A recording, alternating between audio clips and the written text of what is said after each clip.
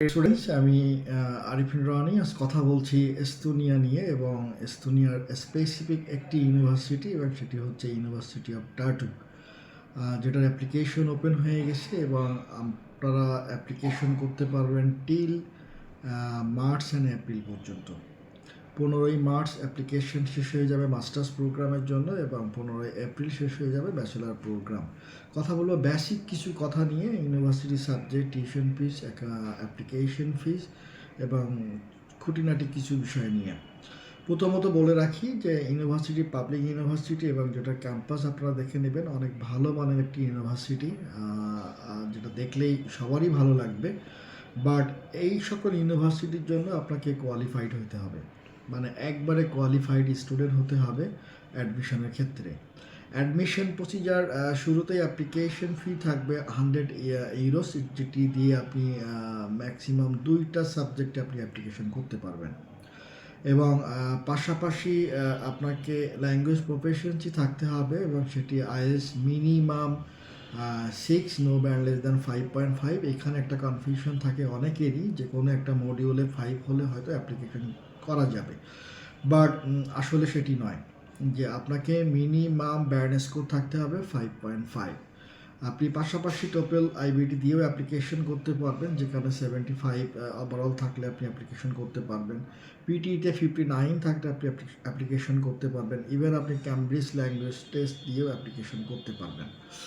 এবং এটির পাশাপাশি আরও কিছু কথা বলা যায়, যেমন আপনার সাবজেক্টগুলো অ্যাভেলেবেল কিনা। আপনি ব্যাচেলার প্রোগ্রামে অনলি 2টা সাবজেক্ট পাবেন, একটা হচ্ছে বিএ আরেকটা হচ্ছে আপনার বিএসসি ইন সায়েন্স অ্যান্ড টেকনোলজিতে, এবং মাস্টার্সে আপনি বেশ অনেক সাবজেক্ট পাবেন, এমএসসি প্রোগ্রামগুলো পাবেন। সাবজেক্ট লিস্টগুলো আমি ডেসক্রিপশন বক্সে দিয়ে রাখবো, আপনারা দেখে নেবেন, যেহেতু এটা অনেক বড় একটা লিস্ট হয়ে যাবে আর না দেখে বলাটাও আসলে খুবই মুশকিল।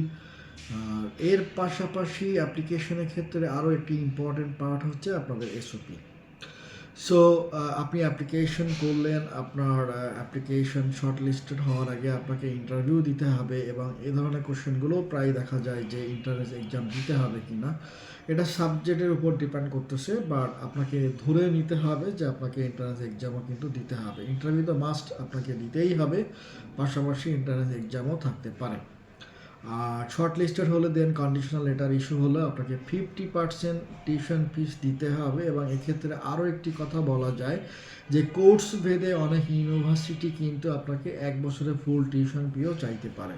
সো মেন্টালি প্রিপেয়ার্ড থাকবেন যে ইউনিভার্সিটি যদি 1 বছরের টিউশন ফি চেয়ে থাকে, আপনাকে 1 বছরের টিউশন ফি ডিপোজিট করতে হবে। বাট ম্যাক্সিমাম যে বিষয় সিনারিও সেটা হচ্ছে 50% টিউশন ফি ডিপোজিট করলেই আপনি ভিসা পার্টটি কমপ্লিট করতে পারবেন।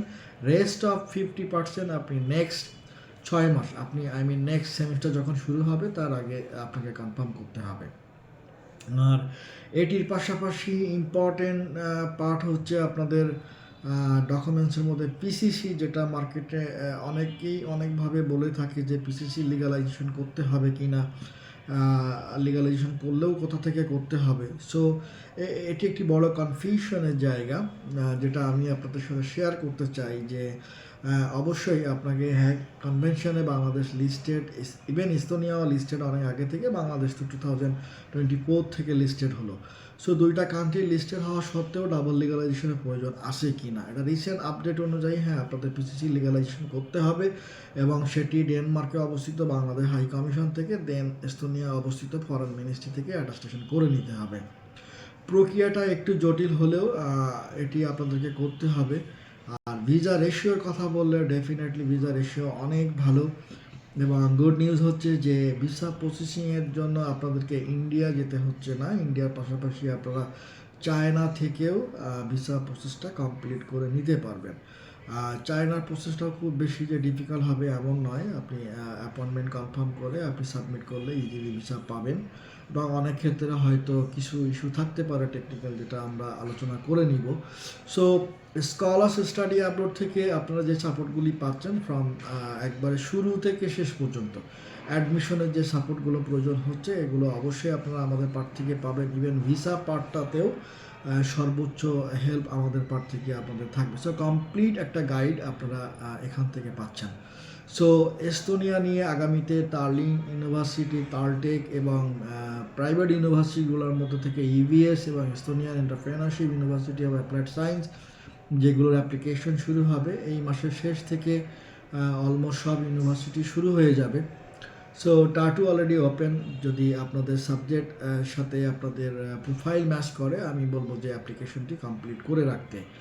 আর আবারও সেই সেম পয়েন্ট আমি আসতে চাই যে ভিসার রেশিও কেমন, যে এটা আপনারা খোঁজ নিয়েই দেখবেন যে অলমোস্ট গ্রান্টেড ভিসা হচ্ছে। বাট আপনাকে অবশ্যই একাডেমিক রেজাল্ট ভালো হতে হবে, মিনিমাম 60% ল্যাঙ্গুয়েজ প্রফিসিয়েন্সি সার্টিফিকেট থাকতে হবে, এবং সেকেন্ড পার্ট ভিসা প্রসেসিংয়ের সময় আপনাকে জেনুইন ব্যাংক এবং মিনিমাম 3 মান্থের একটা ট্রানজ্যাকশন সেখানে থাকতে হবে। সো ওভারঅল বিষয় এগুলোই আমি যেগুলো নিয়ে বলার চেষ্টা করছিলাম। এর বাইরে আরও অনেক কোশ্চেন থাকতে পারে যেটা একটা ভিডিওতে কভার করা পসিবল হচ্ছে না, কিংবা আসলে এটা অনেক বড়ও হয়ে যায়। সো কমেন্ট বক্সে আপনারা কোশ্চেনগুলো টাইপ করে রাখতে পারেন। যখনই আমাদের পার্ট থেকে কোনো অ্যাডমিন অবশ্যই রিপ্লাই করবে, কিংবা সরাসরি অফিসেও ভিজিট করতে পারেন। সো ভালো থাকবেন, দেখা হচ্ছে আগামীতে নতুন কোনো টপিকস নিয়ে। আসসালামু আলাইকুম।